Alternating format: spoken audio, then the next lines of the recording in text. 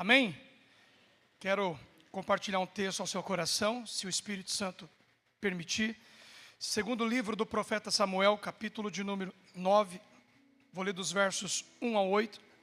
Quero lembrar os irmãos que o pastor Moisés retornou ontem de viagem. Então, se Jesus permitir, ele estará ministrando a palavra no culto das 18 horas. Amém? Segundo Samuel, capítulo 9, dos versos 1 ao 8.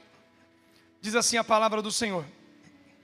E disse Davi: ainda alguém que ficasse da casa de Saul, para que lhe faça bem por amor de Jonatas.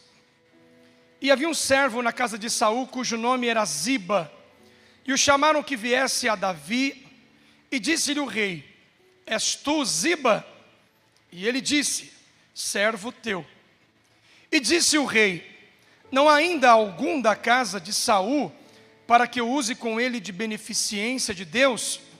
Então disse Ziba ao rei: ainda há um filho de Jonatas, aleijado de ambos os pés. E disse-lhe o rei: onde está?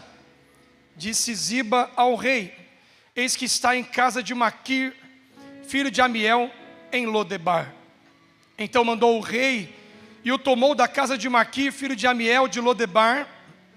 E vindo Mefibosete, filho de Jonatas, filho de Saul, a Davi, se prostrou com o rosto por terra, se inclinou, e disse a Davi: Mefibosete? E disse Davi: Mefibosete? Ele disse: eis aqui o teu servo. Disse-lhe Davi: não temas, porque de certo usarei contigo de beneficência por amor de Jonatas teu pai. Te restituirei todas as terras de Saul teu pai, e de contínuo comerás pão à minha mesa. Então se inclinou e disse: quem é o teu servo, para tu teres olhado para um cão morto, tal como eu? Queridos, eu quero, se Deus permitir, dividir ao seu coração essa mensagem, que ela traz o poder da mesa. A mesa, ela, nesta manhã em especial, eu quero representar, trazendo as escrituras sagradas, que a mesa é um lugar abençoado por Deus. Você descobre isso lendo o Salmo 128. O Salmo 128, ele traz essa expressão: bem-aventurado o homem que teme a Deus e anda nos seus caminhos, feliz será e irá bem. A tua mulher será como a videira frutífera em volta da tua mesa, os teus filhos como os ramos da oliveira. Então a mesa é um lugar abençoado. E eu acredito muito que é na mesa que algumas coisas são tratadas, é na mesa que algumas coisas são alinhadas, é na mesa também que algumas coisas ficam claras para nós. A gente consegue perceber algumas coisas na mesa. Eu penso que uma das coisas ruins que a tecnologia trouxe é que ela fez com que a mesa não fosse mais um lugar de comunhão, de unidade. Eu me lembro que quando meu pai, minha mãe certamente está assistindo o culto lá em casa agora, eu me lembro que quando meu pai vivia uma fase do alcoolismo, a minha mãe, nós tínhamos um hábito, uma cultura, de sentar todos à mesa para almoçar, e meu pai, como chefe de família, ele precisava estar à mesa, e muitas vezes meu pai estava bebendo, estava no bar, e minha mãe dizia: vá buscar o seu pai, chama ele, porque a mesa já está posta. Então essa ideia de fazer com que ele se sentisse e entendesse a importância dele na casa, na mesa, essa representatividade da figura do marido, da esposa, com os filhos, que comunica essa unidade, a família reunida, ainda que por alguns minutos, poder sentar, olhar no olho. Isso são valores que o tempo infelizmente fez com que isso se perdesse.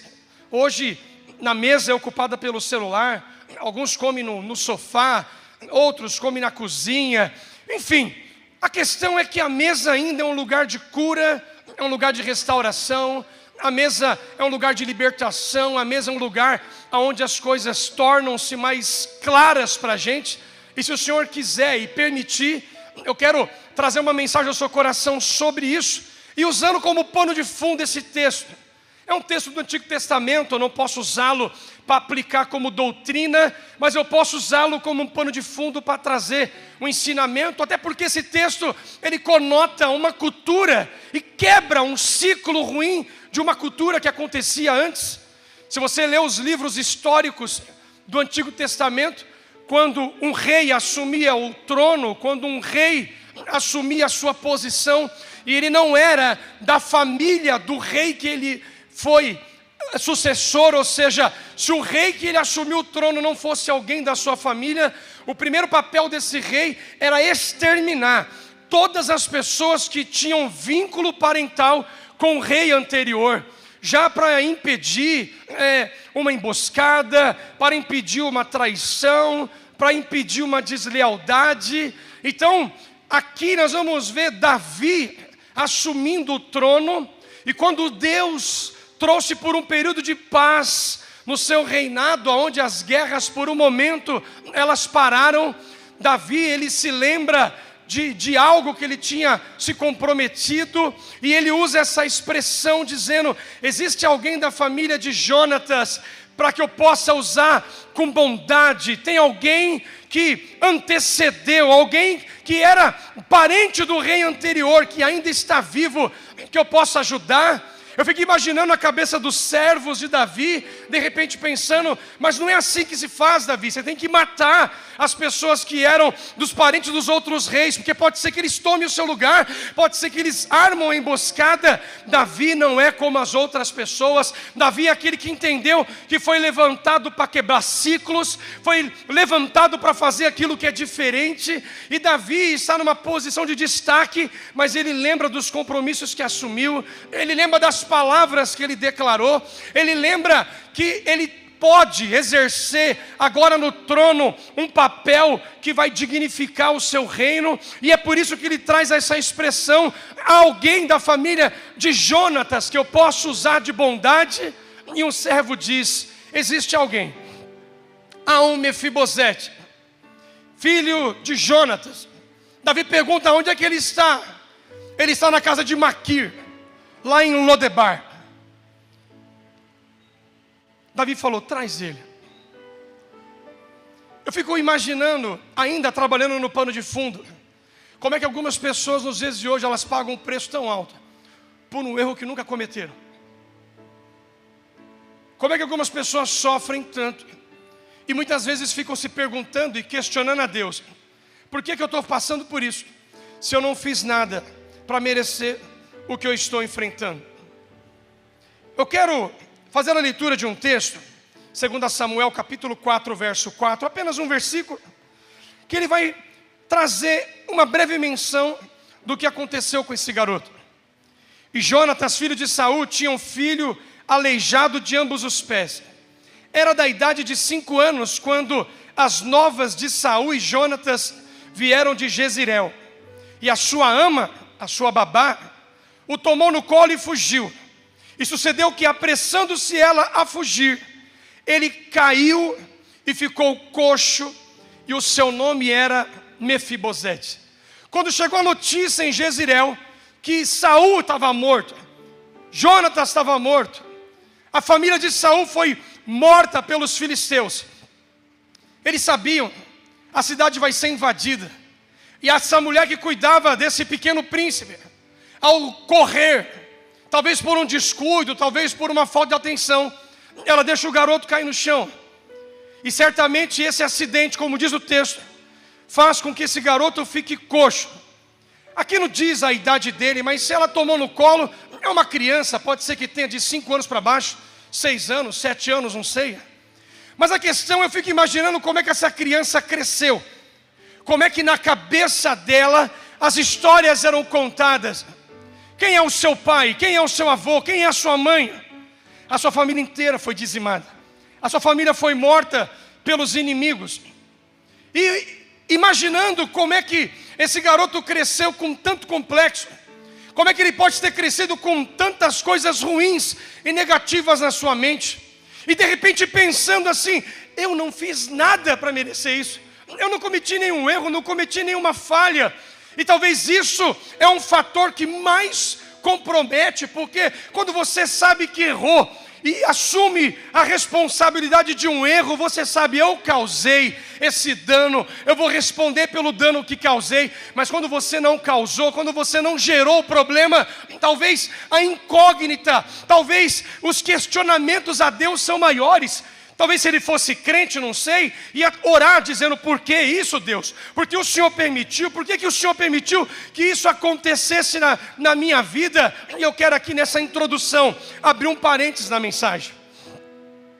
Eu quero dizer a você, que os nossos passos, mal dados, eles podem comprometer a vida de algumas pessoas. Tudo que vivo e tudo que faço não pode estar ligado somente às minhas ações, somente aos meus interesses. Alguém vai sofrer impacto sobre o que eu estou vivendo. Eu já contei aqui essa história, eu acho que vale a pena contar novamente. Uma garota, aproximadamente 12 anos, dividiu que tinha tentado suicídio, e era um dos vários fatos que já ouvi sobre esse assunto. E nesse dia especial, o Espírito Santo me trouxe uma direção para falar com ela. Eu disse para ela assim, quando você pensa em tirar a sua vida, existe um egoísmo seu. Eu imagino a dor que você deve ter, imagino os problemas que você deve ter enfrentado, e respeito tudo isso. Mas acredito muito que Deus colocou você aqui nessa terra. Deus permitiu você estar aqui, não apenas para você viver uma vida natural como as pessoas vivem, comer, beber, dormir, trabalhar. Eu penso que Deus, Ele estabeleceu um propósito para você. E o seu propósito não tem a ver com você, tem a ver com alguém. E me lembro que eu peguei um canetão numa lousa e fiz um desenho e disse, aqui está você no céu, e aqui vai nascer uma pessoa na terra, e essa pessoa em algum momento vai cruzar o seu caminho, e Deus permitiu que você pudesse nascer, para que em um determinado momento essa pessoa cruzasse o seu caminho e tivesse a vida completamente transformada. E falei para ela, está vendo que a sua vida não tem a ver apenas com você, tem a ver com alguém que em algum momento você vai cruzar o caminho? Ou seja, tudo que você fizer com você, você compromete uma ação de Deus, não apenas com você, mas com outras pessoas. E fazendo desenho, porque é um adolescente, é a maneira mais fácil da pessoa compreender. Eu quero contextualizar isso para você. Tudo que a gente vive hoje pode impactar alguém. Tudo aquilo que eu decidi fazer ou não fazer pode impactar alguém. Eu não posso ser egoísta suficientemente pensando nas minhas vontades, naquilo que quero fazer. Deus colocou você e eu aqui nessa terra para que a gente possa cumprir uma missão e vivenciar um propósito. Eu não acredito num Deus que fez um homem, um ser humano tão complexo, com bilhões de moléculas, células, um sistema nervoso tão complexo, um cérebro tão funcional, um ser humano que ainda é estudado pela ciência, e a ciência não consegue desmistificar a complexidade que é o ser humano.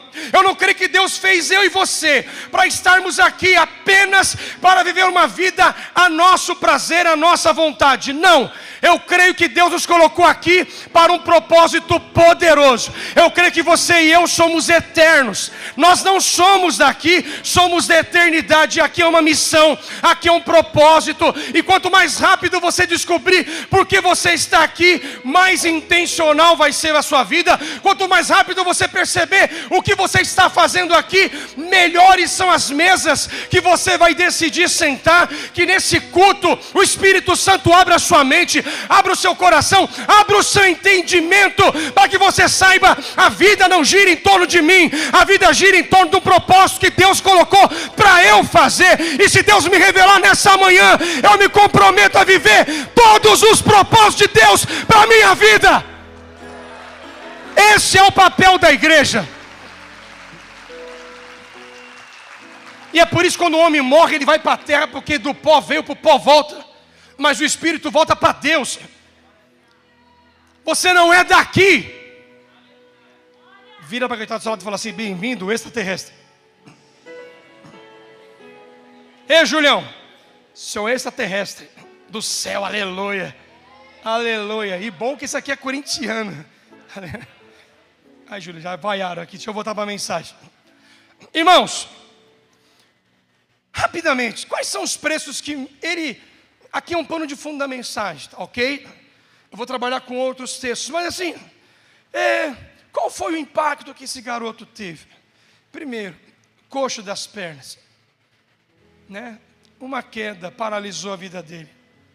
Presta atenção no que eu vou te falar. Às vezes, dependendo do que você fizer, você vai paralisar a vida de muita gente. Eu me lembro quantas vezes, e falo isso com muito temor, tá? Quantas vezes ia trabalhar, pegava o metrô, ou voltando, o metrô parado. Fala, mas o metrô não anda porque uma pessoa pulou na linha. E aí eu não era crente. Fala, quer se matar logo agora, às 18 horas. O trânsito.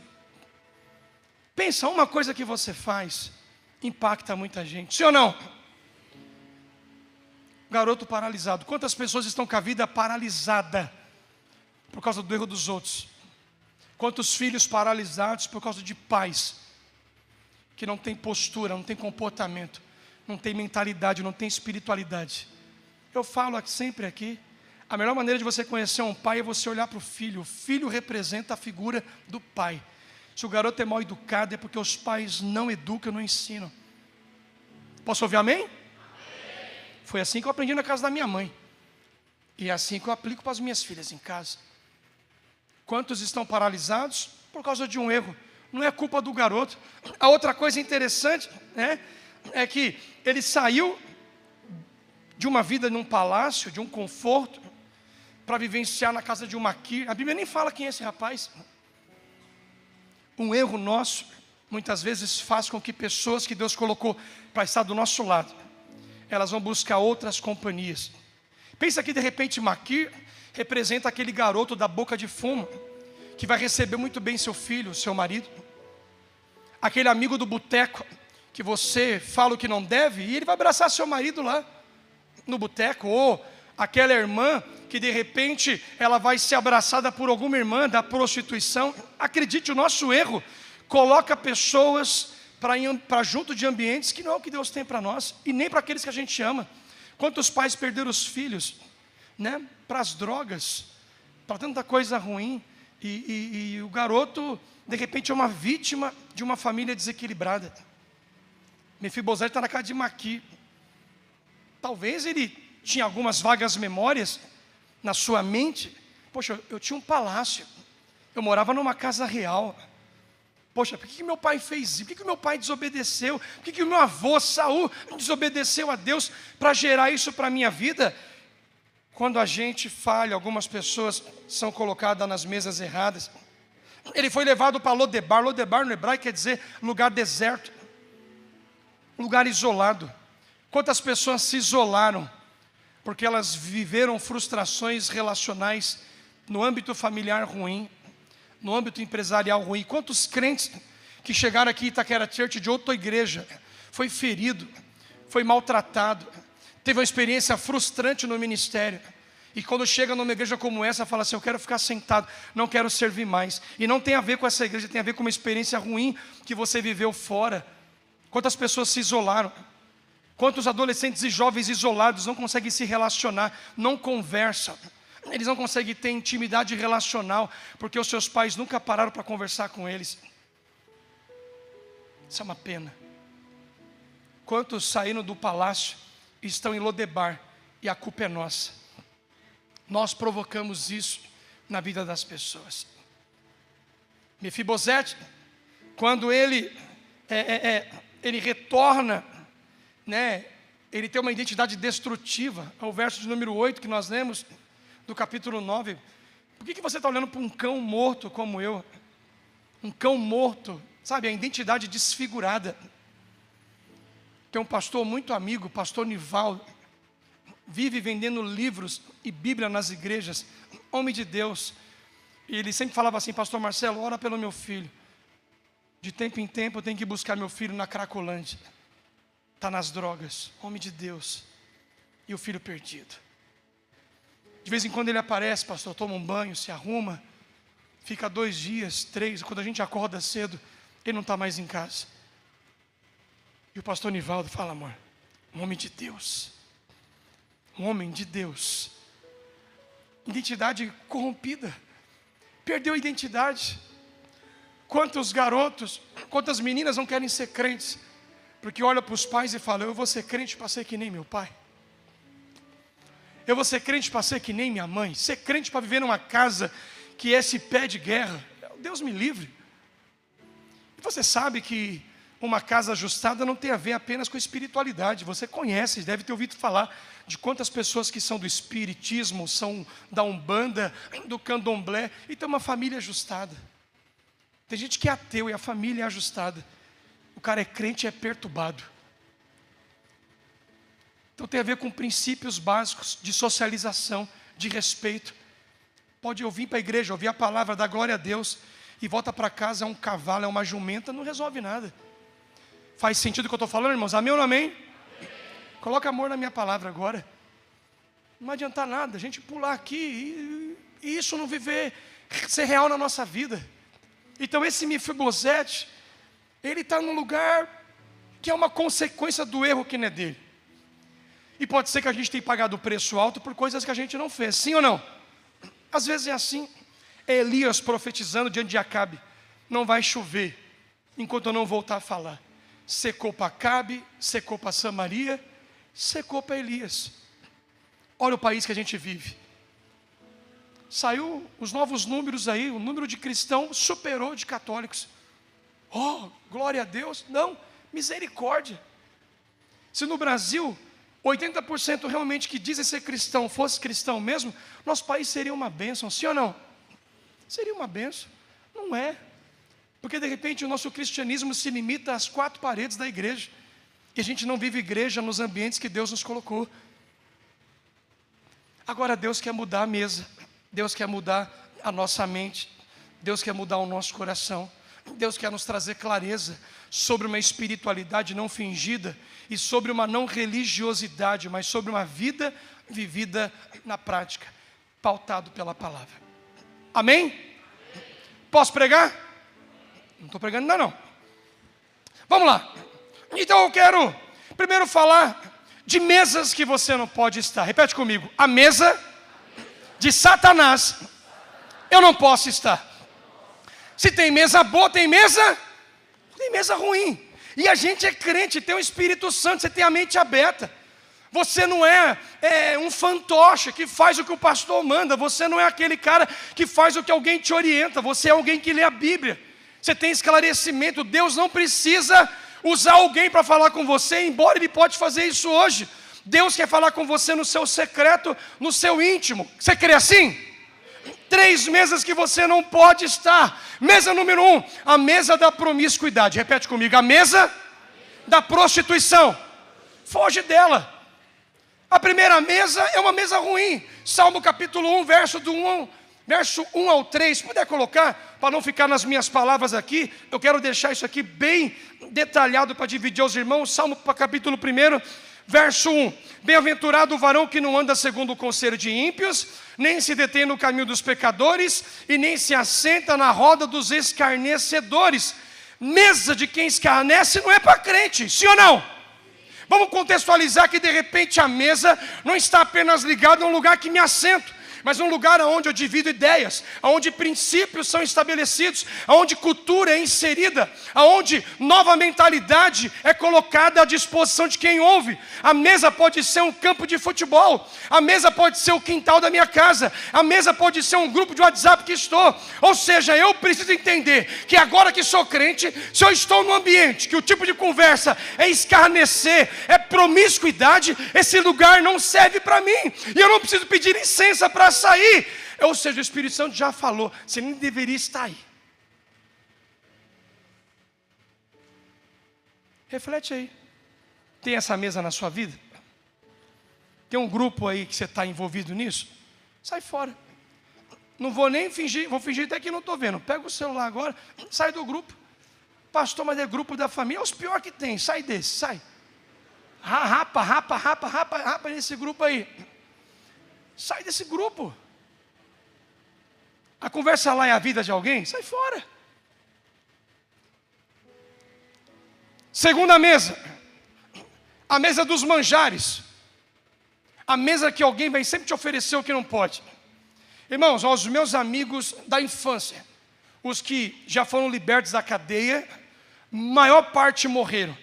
E eu não sei se isso mudou hoje, mas eu me lembro que naquela época, eu ia aqui no Morgante. Quem conhece o Morgante aqui? Morgante, o pessoal da Coab. Eu ia empinar pipa no Morgante. Ó, aqui ó, empinando pipa. Mas eu tinha ido para a escola de manhã já, tá? A lição de casa eu não tinha feito, eu ia fazer sempre à noite. E estava aqui. E aí o usuário de droga falava assim, ó, para mim e para os amigos. E aí? Quer dar uma fumada aqui? A gente falava assim, minha mãe ensinou em casa. Passa por eles, cumprimenta, mas não fica. Não, obrigado. E a gente saía, a gente tratava com respeito e não ficava. O que eles faziam? Primeiro eu ofereço. Ele fica meu amigo, vicio ele vira meu cliente. Se não mudou, é uma regra que eles fazem até hoje. Agora aplica isso para a mesa que eles vão te ofertar. Prostituição, sexo barato, promiscuidade, pornografia. Daniel foi levado para a Babilônia pelo rei Nabucodonosor. E o rei falou, 3 anos, coloca na minha mesa para comer o que eu como, beber o que eu bebo. Vamos entender o coração deles. Depois de 3 anos eu quero eles diante de mim, para saber se eles são inteligentes. Daniel capítulo 1, verso 8. Vai dizer, e assentou Daniel no seu coração não se contaminar com os manjares do rei. Ou seja, se a mesa me oferece aquilo que Deus não tem para mim, é algo que eu preciso assentar no meu coração. Eu determinei aqui dentro, porque aqui o diabo pode ter acesso na minha emoção, mas no meu coração não. Meu coração diz Salomão em Provérbios capítulo 4, verso 23, que sobre tudo que eu devo guardar meu coração, porque dele procede as fontes da vida. Ei, se a mesa estão me oferecendo alguma coisa que vai me afastar de Deus, é não. Mas quem te chamou é o rei, não. Quem te chamou é o pastor, não. Quem te chamou foi o patrão, não. Se isso que está na mesa vai me tirar da presença de Deus, a resposta é uma, não. Crente que tem o Espírito Santo fala não mais rápido. E tem mesa que você nem precisa orar. Eu vou orar para saber se Deus vai me revelar. Toma vergonha na cara. Você sabe o que pode e o que não pode. Para fora. Amigo que só fala bobagem. Cara, eu sou papo reto. Eu não fico dependendo de amigo. Vou te dar um conselho aqui. Essa parte você edita na transmissão, tá bom? Edita essa parte aí. João capítulo 6, Jesus multiplicou 5 pães e 2 peixes para 20 mil pessoas. 5 mil homens, naquela época ela não tinha televisão, devia ter filho para caramba. 20 mil pessoas. Amém? 20 mil pessoas. Lá em Marcos capítulo 13, ele subiu ao monte e chamou os que ele quis. E designou apóstolos. 12. Lá em Mateus capítulo 10, mandou de 2 em 2. 70. Lucas fala que é 72. Bastante gente, né? Quantos eram próximos de Jesus? Quantos? 3. Ele chamou de amigo. Quem foi? João. E ele tinha um que nem fazia do grupo da igreja, mas era crente, Lázaro. Porque ele ia de vez em quando tomar um café e devia falar de qualquer tipo de assunto. Porque Lázaro era o cara que Jesus trocava ideia. Aí o moleque nasceu ontem, vou para a casa dos meus amigos. Conheça 20 mil pessoas, pelo menos, para você descobrir um amigo sincero. Ouvi um glória a Deus ali, tá bom. Então, todo mundo é meu amigo, pastor. Põe na sua casa, põe todo mundo na sua casa, põe lá, põe. Vai colocar na sua casa. Vai fazendo que nem fez o rei Ezequias. Quem é esse povo que veio na sua casa, Ezequias? Vieram de uma terra distante da Babilônia. O que você fez? Mostrei minha casa inteira para eles. Legal. Então eu quero dizer para você que eles vão saquear tudo que você tem. Desculpa, gente. As pessoas não podem ter acesso à sua intimidade. Nós somos irmãos, pastor. Por isso mesmo. Com o seu irmão de sangue, se ele souber onde estão as suas coisas, ele já pega. Pega a sua meia, a sua cueca, pega o seu tênis e fala, nós somos irmãos. Se é crente, pior ainda. Estabeleça limites. Amém?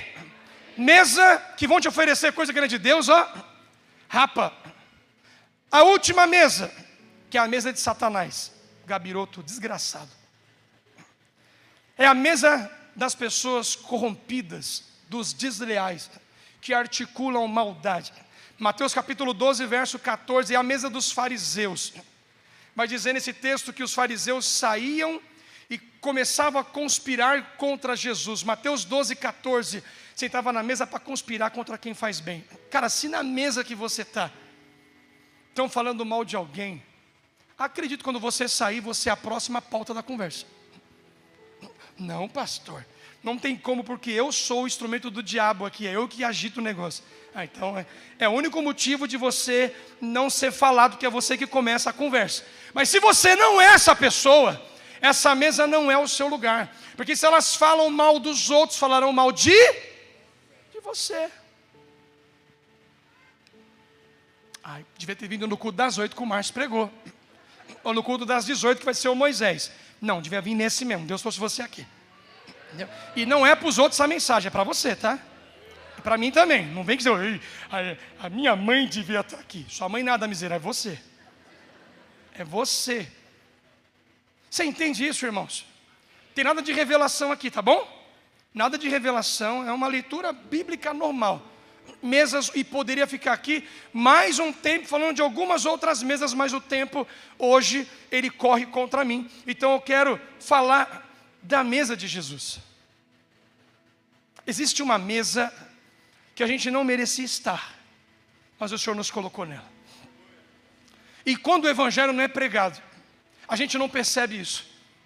E de repente você é refém de um ambiente, de um evento, de uma programação. Para onde você vai? Para o culto das 10, para o culto das 8. E essa é a programação espiritual do crente. É quando ele se sente crente, quando ele se vê inserido nesse conceito chamado igreja. Eu louvo a Deus por isso, porque igreja também é esse momento, é a igreja reunida, é o corpo de Cristo junto para adorar a Deus. Mas a mesa de Cristo não se limita à Avenida Adriano Bertozzi, número 383, até porque se limitar aqui, a gente vem poucas vezes na semana nesse lugar, e passamos a maior parte do tempo em vários outros lugares. Então eu quero dizer para você que a mesa que Jesus tem para você é aonde Ele é o centro, aonde Ele é a referência, aonde Ele tem lugar, aonde Ele tem espaço para trabalhar, para falar, para te orientar, para te discernir. Então existem algumas mesas que Jesus colocou a mim e colocou a você, e nós precisamos tomar posse nessa manhã. Amém?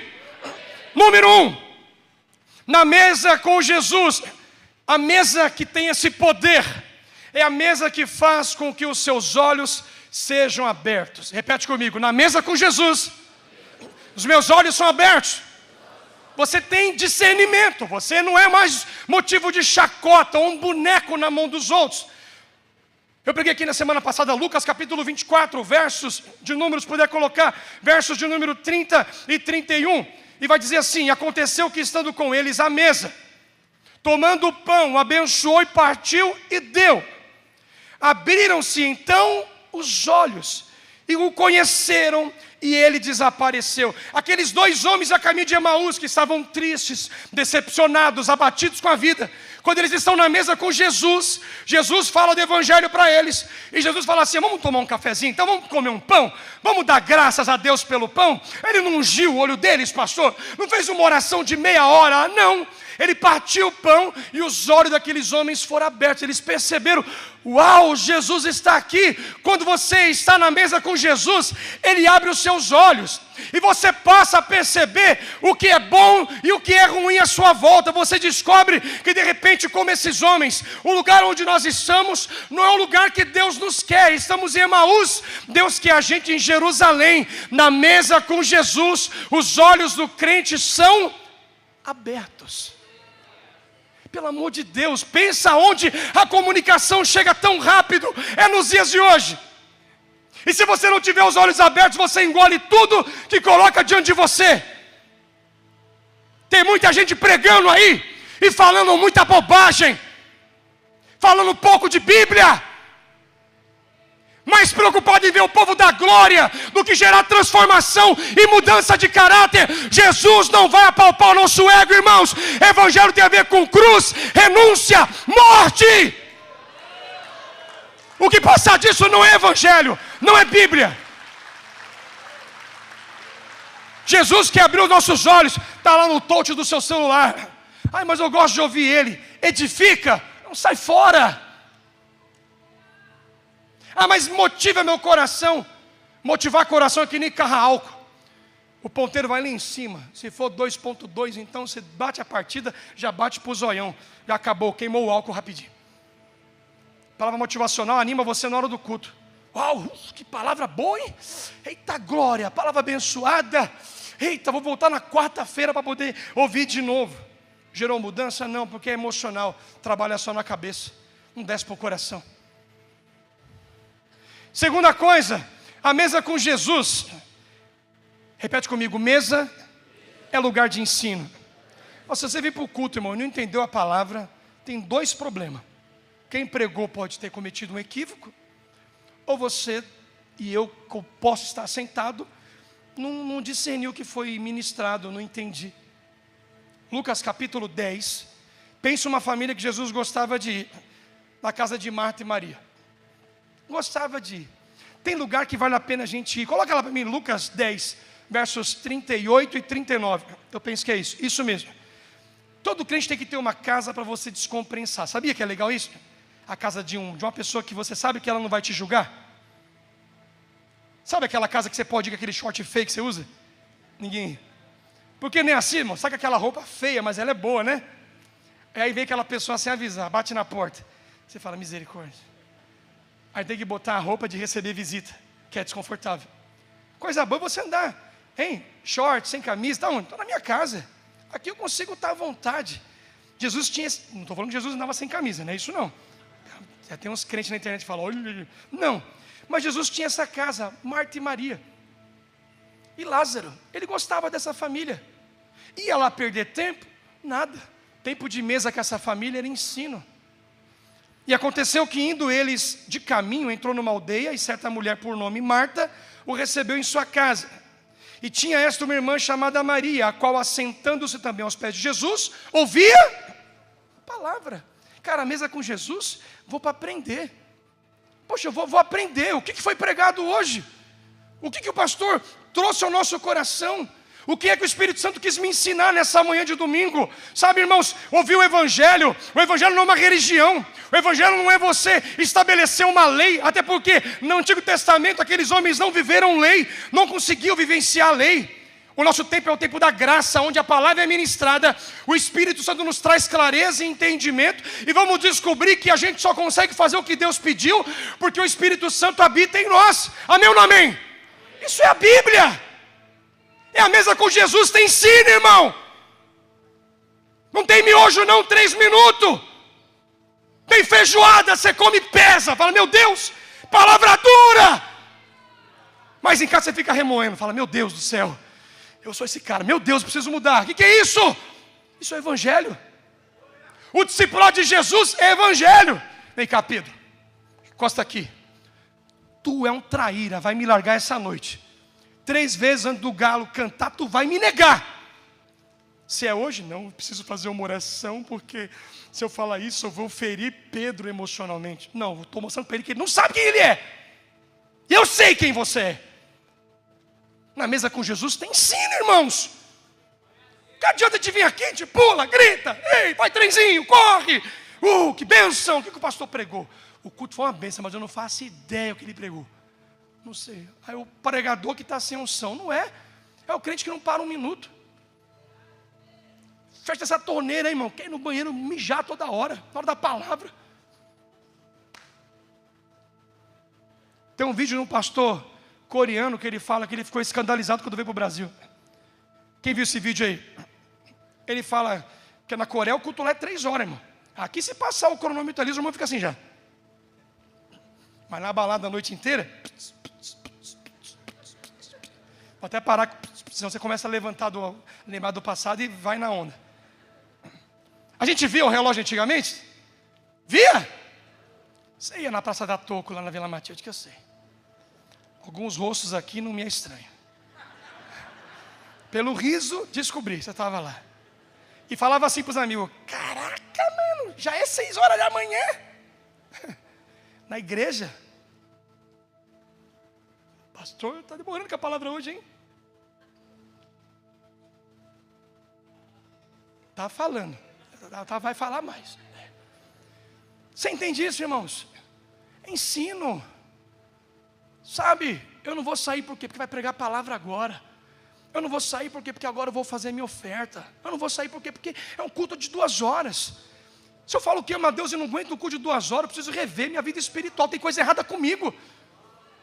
Não vamos fazer uma programação para pegar a atenção dos irmãos. Igreja que precisa fazer uma programação para pegar a atenção dos irmãos, ela tem tudo, menos o Espírito Santo. Não tem programação para segurar a gente. A nossa programação é uma: Jesus morreu, ressuscitou, vai voltar para buscar a sua igreja. Acabou. Essa é a programação. Essa é a programação da igreja. E deveria ser de todas.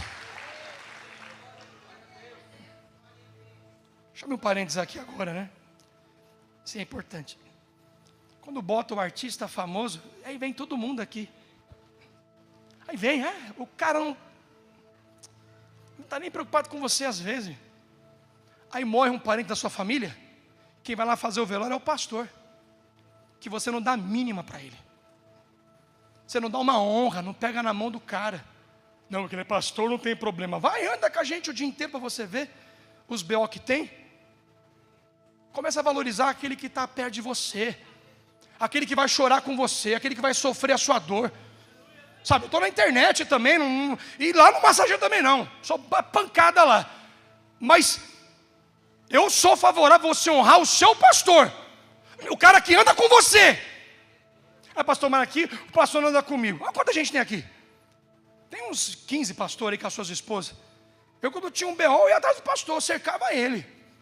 Falava, hoje eu pego ele.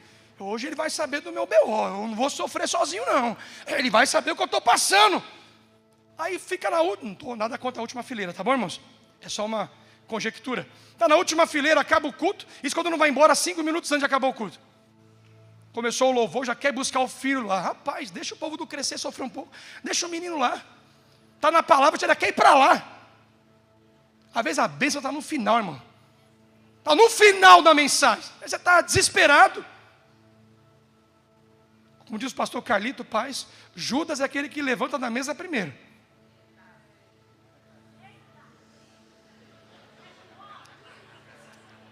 Vou ficar bem ligadão para saber quem vai levantar. Vou gritar, Judas! Vai fazer logo o que está no seu coração, maldito. Vocês estão dando risada? Mas a mesa é lugar para a gente sentar e aprender. Jesus trouxe ensino. Terceira coisa, mesa é lugar da gente servir uns aos outros. João capítulo 13, versículos 4 e 5. Vai dizer, ele levantou-se da ceia, tirou as vestes. Vamos lá, verso de número 5. Depois pôs água numa bacia e começou a lavar os pés dos discípulos e a enxugar com a toalha com que estava cingido. Na mesa a gente serve. É gostoso de vez em quando ir para um restaurante e o garçom vai servir você. E você dá um sorriso para o garçom. Fala assim, mano, você é gente boa. Ele vai com mais frequência lá. Às vezes não, é verdade. Você tem que prometer uma caixinha para ele. Mas Jesus, ele coloca o lenço no ombro, sem você ter feito nada para ele, e se propõe a lavar seu pé. Mesa é lugar de servir. Tem irmão que chegou aqui, eu recebo mensagem de obreiro, 6h20 da manhã, para arrumar cadeira, para a gente sentar. Às vezes a gente passa por aqui e não pega na mão de um obreiro. Não cumprimenta um socorrista. Até os músicos, cumprimenta de vez em quando, pode cumprimentar. Eles são perigosos. Estou brincando, não, Vande está dizendo. Música é uma benção, Vande. Alguém fez tudo isso para a gente poder estar aqui, irmãos. O Marcos, aqui a Silvia, interpretando para os que são surdos. Cara, eles estão... E eles falam, tá? Eles comunicam. Sabe? Estão aí, doando a vida. A gente quer só ser servido. Crente fofinho. Só quer comer.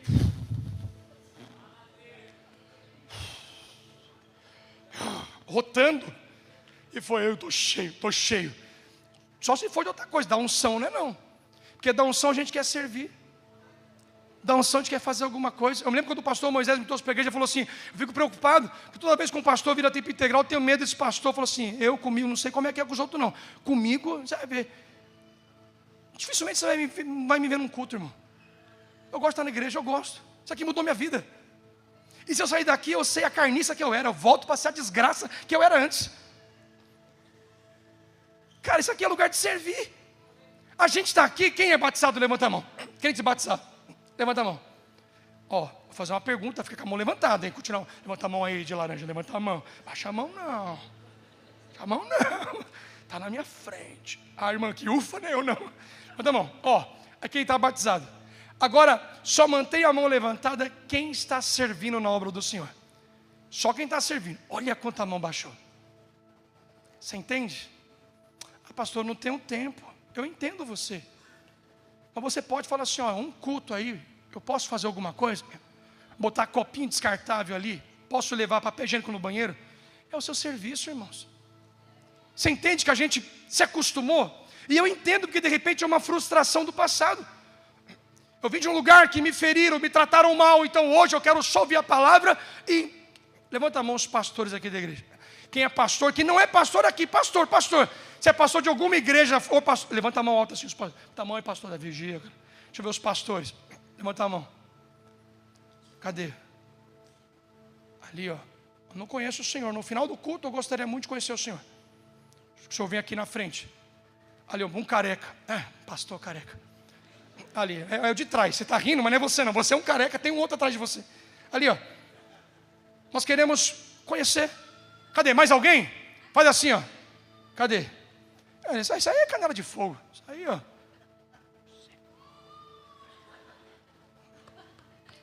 Isso é canela de fogo. Você entende, irmãos?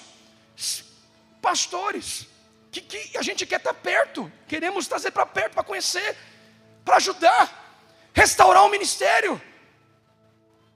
De repente você foi obreiro, foi levita, você foi diácono, presbítero, está aí, está cheio de dom.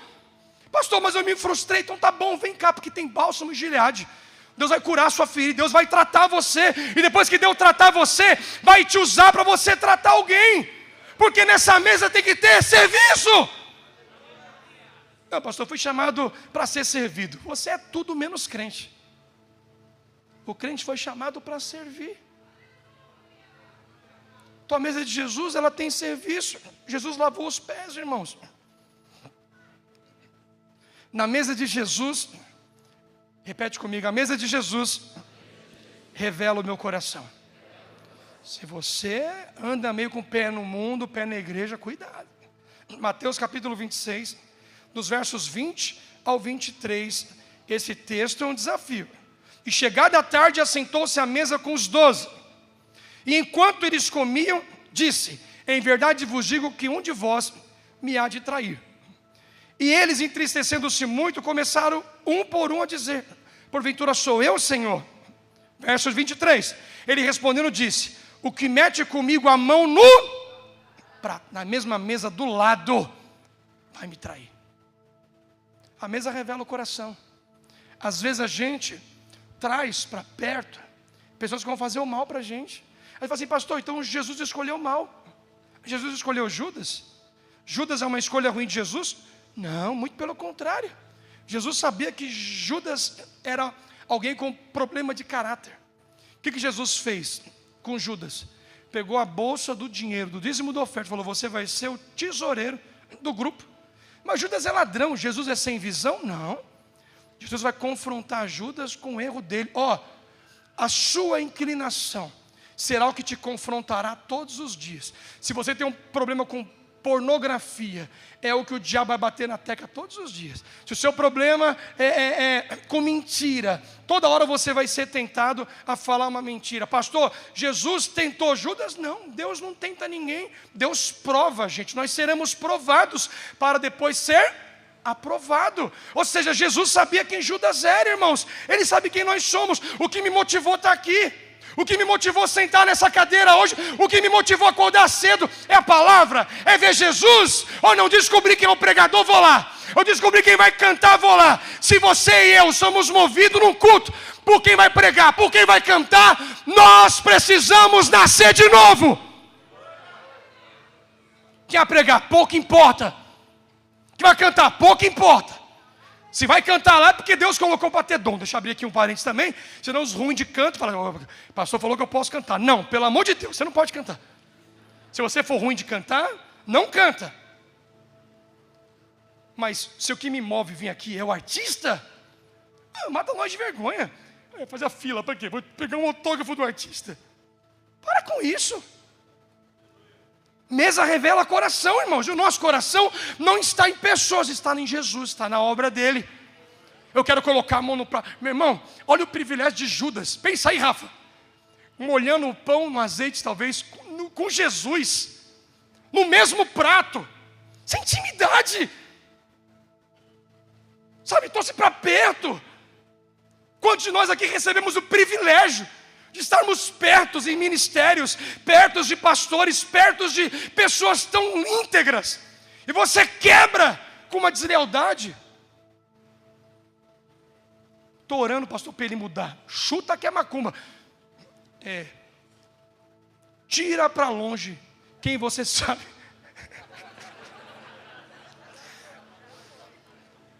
O que você riu, pastor Gans? Tira de perto se você sabe que te faz mal. Sabe por que Jesus não tirou Judas de perto? Porque Judas não interfere no comportamento de Jesus. Judas não interfere no comportamento de Jesus. Será que nós estamos no nível de espiritualidade para que as pessoas não interfiram no nosso comportamento? Quem é mãe aqui? Levanta a mão. As mães. Você percebe que o menino está atribulado só de jeito de falar, não é? Onde é que você aprendeu a falar isso? Não é assim? Você vai para a Bahia ficar 15 dias, você volta falando oxente, vai para o Rio uma semana, volta puxando o R, vai para o Sul, você volta falando uai. Uai, não, uai é mineiro, né? É o quê? A mineira que já querendo me bater, tá bom. Uai é mineiro, tá? Tá bom. Você entende? A gente tem facilidade de ser influenciado pelos outros. Jesus não tinha. Te ajudas aqui. Eu sou tão crente que esse miserável, ou ele muda, ou ele se afasta de mim. A gente pode aplicar isso? Às vezes não. Eu sou tão crente que eu vou ficar longe desse cara. Por quê? Porque se eu ficar perto dele, eu vou fazer o que nem ele faz. O que é isso? É confessar fraqueza? Não. É confessar inteligência. Se eu sei que esse cara mexe comigo, eu saio de perto dele. É o que José fez com a mulher lá do Potifar. Amém? Então vamos recapitular aqui. Está dando para entender a palavra, irmão? Sim ou não?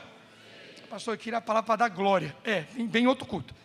Esse aí você vai chegar em casa e ter que tomar um Dorflex para relaxar. A mesa é lugar de olhos abertos, a mesa é lugar de ensino, a mesa é lugar de servir uns aos outros, a mesa é lugar de revelar coração, e a mesa é lugar de restaurar ministério. Eita glória.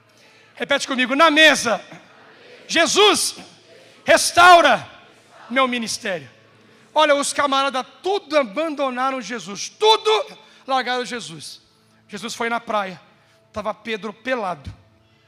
É o que diz João capítulo 21. Pedro estava sem roupa. Voltou para a vida de pescador. Pedro era influente, levou os amigos tudo junto. Aí Jesus de longe falou, tem coisa para comer aí? Aí o Pedro, tem não. Jesus, joga a rede do lado de cá. Já ouvi isso antes. Jogou 152 grandes peixes. Pedro falou, é o mestre. Largou a rede, irmão, que nem ele fez lá em Lucas 5. Largou a rede, botou a roupa, foi mergulhando. E os irmãos no barquinho. Quando ele chegou na areia, você acha que Jesus precisava do peixe deles?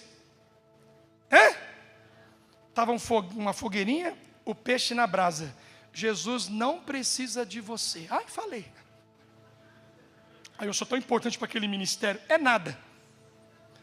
Não fica com orgulho não fica querendo o nariz empinado não, porque se a gente sair, chega outro e vai fazer a obra de Deus. A obra não é sua não, o time é eu mais 11, vai. Mas não sai desse lugar alto não, para você ver se o capeta não derruba você daí. Chegaram lá, o peixinho na brasa. Jesus falou assim: preparei uma mesa na praia. Eita, essa mesa até eu queria. Na praia, aleluia. João capítulo 21, verso 15. Nessa mesa Jesus restaura ministério. João 21, 15. Depois de terem jantado, Jesus disse a Simão Pedro: Simão, filho de Jonas, ama-me mais do que esses? Ele respondeu: sim, Senhor, tu sabes que ama. Cuida dos meus cordeiros. Larga a rede, vai cuidar de gente, Pedro. Vim te buscar de novo. Na minha rede eu restauro o seu ministério. Igreja é lugar de nos conectar com o ministério. Toda árvore que está em mim, o Pai poda para que dê mais. Nós estamos ligados na videira verdadeira, e a videira vai gerar fruto na nossa vida. Sabe, irmãos, a mesa vai gerar fruto para nós. Essa mesa ela vai gerar mudança comportamental que as pessoas perceberão. Poxa, pastor, eu já cantei, eu já fiz, estou tão decepcionado. Não, irmão, volta que há lugar para você ser restaurado. Não dá para andar doente a vida inteira. Não dá para andar reclamando da dor a vida inteira. Ai, mas ele me largou, casou com outra mulher. Pelo amor de Deus, reconstrua sua vida. Não, o pastor mandou eu buscar lá, separar lá, juntar. Não dá. Já juntou lá, meu irmão. Começa a sua vida de novo, mas com Jesus no barco. Quantos se converteram depois de construir uma família nova? E o povo não gosta de falar disso, porque esse assunto tem muita incógnita. Não, Deus mandou você ir lá, desfazer aquela família. Não! Como é que você está hoje? Está com essa mulher aí? Vamos tentar ajustar as coisas. Não, estou 25 anos juntado. Casa infeliz. Juntado. É que há 21 anos, pastor, a gente está assim, acostuma com pecado, acostuma com maconha, com cocaína, acostuma com prostituição, coisa ruim, a gente acostuma, irmão. O senhor acostuma a acordar às 4 da manhã, é difícil, fala, misericórdia, trabalhar, eu quero pegar Adão, esse miserável. Você acostuma a pagar conta? Você acostuma a pagar conta? Eu não. Pagar de novo condomínio. Você entende isso? Jesus quer trazer restauração para a gente, irmãos. O pastor já fez uma concha de retalhos na palavra. Já esqueceu do Mefibosete? Esqueci não, porque o Antigo Testamento é sombra do Novo. Davi é rei da tribo de Judá. Jesus é o rei dos reis da linhagem de Judá. Existe um mistério aí, sim ou não? Existe um mistério. Eu quero dizer para você que mesa, a última coisa, antes de entrar numa conclusão intencional, a mesa é lugar de restaurar a identidade. Mesa é lugar de ter identidade restaurada. 2 Samuel capítulo 9, verso 8, é o último versículo que eu li. Ei, Davi, você olhou para mim um cão morto. Quando você está no lugar errado, você se vê numa ótica distorcida. Como Davi dizendo: ei, Mefibosete, você se vê como um cão morto. Para mim, tu é neto de Saul, filho de Jonatas, homens que Deus escolheu. Você pode não ter um castelo, pode não ter um trono, mas eu te vejo como um príncipe. Você pode não andar num carro zero, pode não morar na melhor casa, talvez até morar de aluguel, ter problemas na família, mas o diabo sabe, você é filho de Deus, você tem uma identidade no céu, e ninguém pode atrapalhar a sua identidade, a não ser você.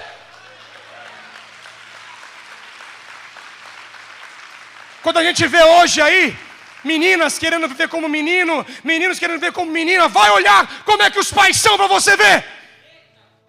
Se a casa está ajustada, se o pai com a mãe tem uma vida abençoada, os filhos vão crescer dizendo: olha aqui, a família dos meus pais é uma referência. Quando eu casar, quero viver essa realidade. Agora, quando você vê que dentro de casa é uma guerra, uma confusão, é uma bagunça, a cabeça do garoto, da menina, cresce distorcido. Identidade é perturbada quando os padrões de Deus são colocados de lado. Ei, Mefibosete, eu não quero saber o que você pensa de você. A partir de agora você vai comer na mesa comigo. Eu não sou merecedor, pastor. Eu fiz isso, eu fiz aquilo. Lá no passado. Você consegue mudar o passado? Fala a verdade. Consegue mudar o passado? Consegue? Então pronto. Pede perdão. Corrija. Procura com quem você falhou. Ajusta. E assume a posição de príncipe e princesa. Do contrário, o diabo vai pisar na sua cabeça todos os dias. Fomos chamados para ser isso, irmãos. E o diabo não quer que você saiba disso. Mas por que Davi teve um interesse? Por Mefibosete, tá bom. Vou ler. 1 Samuel capítulo 20, dos versos 14. Fique em pé, porque esse momento aqui tem que ser em pé. Pode aplaudir o Senhor, dar um aplauso para Jesus. Ele merece o nosso louvor.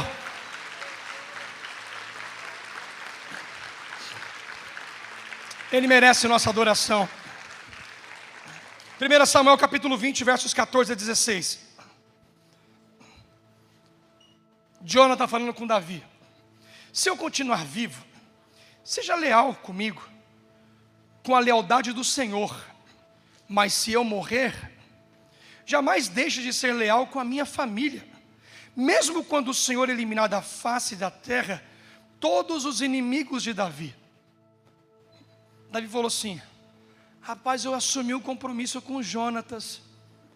Eu tenho uma aliança com Jonatas. O Espírito Santo me lembrou aqui, olha, eu preciso honrar a palavra. Tem alguém na família da Saul aí, para que eu possa abençoar? Davi tinha uma aliança com Jonatas. Sabia que foi feita uma aliança na cruz por causa de você, por causa de mim? Sabia que quando a gente cita aqui Romanos 8:26, que o Espírito Santo intercede por nós, é por causa da aliança? O Espírito Santo fala assim: ei pai, ele vacilou, mas perdoa ele. Olha o sangue de Cristo lá vertido na cruz. Ajuda ele de novo. Restaura ele de novo. Abençoa ele de novo. Se uma aliança fez com que Davi mudasse o retrospecto da vida de Mefibosete, imagina o que a aliança de Cristo na cruz faz por mim e por você. É por isso que nos dias de hoje é tão difícil ouvir pregações que falam sobre a cruz, porque ela vai falar de morte, de renúncia, de perder, de derramamento de sangue.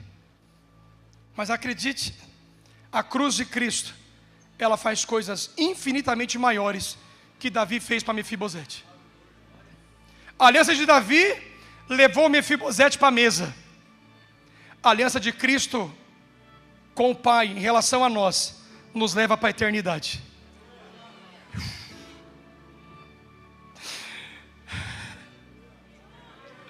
Aleluia! A aliança de Davi restituiu as terras de Saul para Mefibosete. As alianças de Cristo restaura a nossa casa, nossa família, nosso casamento, os nossos filhos. Mefibosete, eu posso te dar as coisas materiais. Jesus, eu te dou material, eu te dou espiritual. Eu mudo a sua história, eu mudo a sua família, eu mudo os seus filhos, eu mudo o seu casamento. Paulo disse em 1 Coríntios 15:19: se esperarmos somente nas coisas dessa terra, nós somos os mais miseráveis de todos os homens. Talvez Davi ajustou um pouco a dor de Mefibosete, mas Jesus não. Ele cura a gente completamente. Ele restaura a nossa casa inteira. Ele restaura a nossa identidade, a nossa integridade. A aliança de Cristo, ela anula todas as ações do diabo contra a nossa vida. Colossenses, o último versículo, encerro. Capítulo 2, versos 14 e 15. Havendo riscado a cédula que era contra nós, nas suas ordenanças, a qual de alguma maneira nos era contrária, ele a tirou do meio de nós, Ele pegou a condenação que tinha, nossos pecados, a nossa ficha ruim. Ele pegou e falou: acabou, está na cruz, acabou. O diabo não pode te acusar mais, acabou, acabou. Verso 15: e despojando principados e potestades, os expôs publicamente. Ou seja, no mundo espiritual, Jesus disse: Marcelo, nenhuma condenação há contra você em Cristo Jesus. Agora tira o meu nome e coloca o seu. É isso que no mundo espiritual está sendo dito: nenhuma condenação há para aqueles que estão em Cristo Jesus. Na mesa de Cristo, a cruz muda a nossa história. Agora nós estamos aqui, irmãos. Aqui nós não estamos como Mefibosete. Não estamos tratando de coisas naturais, mas tratando de coisas espirituais. Aqui é um alinhamento de coração, é um ajuste de alma. É o Espírito Santo querendo colocar você na mesma página de Deus. Tem dias que eu me sinto tão derrotado, às vezes, tão cansado, confuso na cabeça. E aí o Espírito Santo sussurra: está no controle, fica tranquilo. Isso me dá um ânimo. Não mudou a situação, mas eu sei que está no controle. É Davi dizendo para Mefibosete: ei, Mefibosete, eu quero você todas as manhãs comigo. Eu não sei onde você estará daqui a pouco, mas eu quero estar numa mesa que Jesus vai estar, porque lá essa mesa vai me abençoar tanto. Sabe que o Senhor ministra meu coração? Essa é uma manhã de cura para o nosso coração. E essa palavra é para você ter a sua mente aberta e o seu coração aquecido. Porque o que o diabo quer é tirar de nós o conhecimento da verdade das Escrituras Sagradas. Se você e eu não ouvirmos, lermos a Bíblia, a gente não toma posse daquilo que é nosso. E aqui diz, Romanos capítulo 8, verso 1: nenhuma condenação há para aqueles que estão em Cristo Jesus. Eu falo com autoridade espiritual sobre a sua vida. Se você está em Cristo, nenhuma condenação há sobre a sua vida. Ei, pastor, eu cheguei aqui com a minha vida bagunçada, desalinhada. A minha vida não está boa. Nessa manhã, se você orar, se você se arrepender, se você abrir o seu coração, Jesus, Ele vai restituir espiritualmente a sua vida. Ele vai te colocar no lugar certo, na página que Ele estabeleceu para a sua história. E na sua casa, no seu trabalho, aonde você estiver, o Espírito Santo vai te ajudar.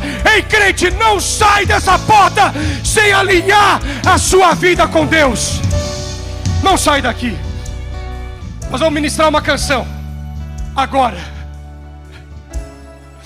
Nós vamos ministrar uma canção agora. Eu tenho 3 minutos. Não sou de fazer apelo e não farei, ok? Não farei. Mas você que sabe que tem vivido dias que o diabo está te pisando, se você quiser sair do seu lugar e vir aqui, eu oro por você. Se não, pode ficar no seu lugar aí. Amém? Eu só quero te gerar uma consciência espiritual. Hoje, se eu Marcelo tivesse aí, eu ia falar assim: ó, essa mesa é para mim, eu quero sentar nessa cadeira aí, eu quero essa vida aí. Eu não quero ser esse cara fracassado, não. Esse cara perto, não quero. Eu quero espiritualmente estar alinhado. Essa é uma manhã de ajuste. Deus quer ajustar a nossa vida, irmãos. Deus quer alinhar a nossa vida com a vida dele. Eu quero te encorajar. Se você entende, pastor, Deus falou comigo, eu preciso mudar muita coisa. Eu quero restaurar meu ministério. Eu quero restaurar a minha visão espiritual. Eu quero restaurar a minha casa, restaurar a minha família. Eu quero restaurar meu casamento. Eu quero restaurar os meus filhos. Eu quero restaurar o meu coração. Eu estou ferido demais. Eu fui machucado na igreja. Jesus trouxe a igreja para ser instrumento de cura para o nosso coração. A igreja não é para te ferir, a igreja não é para te machucar, a igreja é para te colocar de pé. Jesus quer estender as mãos para você nessa manhã, te colocar de pé.